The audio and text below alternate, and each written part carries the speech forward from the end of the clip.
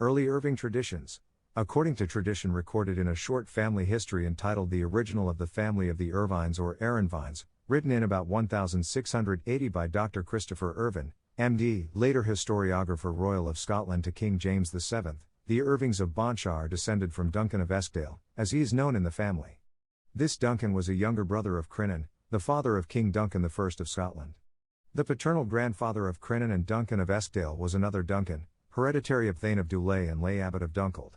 It has been claimed that the latter Duncan was a direct descendant of Neil of the Nine Hostages, who was High King of Ireland early in the 5th century AD.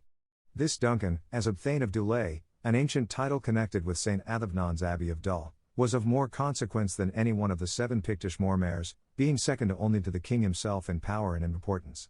He appears to have been appointed governor of Strathclyde when that region was conquered by the Saxons and given to Malcolm I of Alban, the early name of Scotland, in 946 AD. His residence in Strathclyde is supposed to have been the old fort of Irving or Orwin, where the town of Irvine now stands. Both Duncan and his neighbour Dubden, Mormar of Athol, were killed at the Battle of Duncrub circa 965 AD, while leading their forces against a strong rebel army of their fellow countrymen. Duncan was succeeded by his eldest son and heir, also Duncan, about whom little is known except that he also seems to have succeeded Dubden as Mormar of Athol, as he is called Lord of Athol.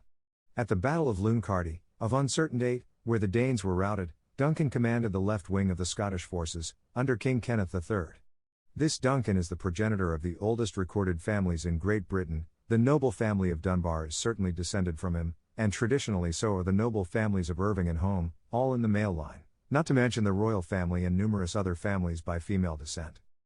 Crinan of Dunkeld. This second Duncan was succeeded by his eldest son, Crinan, who, according to the first edition of John Major's Historia Majoris Britanniae written in 1521, married Princess Beatrix, or Bethoc, daughter and heiress of King Malcolm II of Scotland, and by her was father of Duncan I, who reigned as King of Scotland for 6 years. Crinan was the progenitor in the male line of all the kings of Scotland down to Alexander III, died 1286, and in the female line of all the sovereigns of Scotland down to the present day, with the sole exception of Macbeth, who murdered his son, King Duncan, in 1040, and reigned for the next 17 years. Tradition tells us that Crinan maintained a residence at Eravine, but that he was the last of his family to do so, the fortress being used solely for military purposes thereafter. He was killed by Macbeth's forces in 1045, while trying to avenge his son's death and grandson's deposition. About 1020, Duncan of Eskdale's eldest son is said to have married an heiress of the ancient British royal line of Colehenne and taken up residence at her ancestral home, the ancient hill fort of Dumbreton. The name means Fort of the Britons.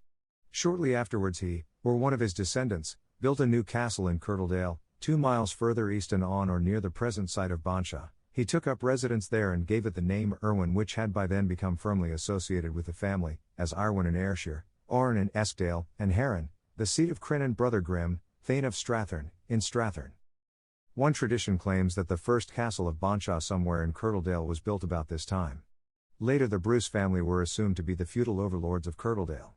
It is thought that the Irvings and Bruces became very close friends and allies, and Robert the Bruce was a guest at Bonshaw in 1298.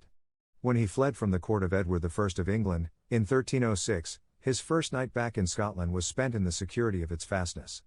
There is a cave in the Kirtle Cliffs at Cove, in which the Irvings are reputed to have hidden Bruce from the English on at least one occasion around this time. Dr. Christopher Irving claimed that Bruce took William de Irwin, a son of Irwin of Bonshaw, as his armor-bearer and, later, secretary. William served Bruce faithfully and became the first Irvine of Drum.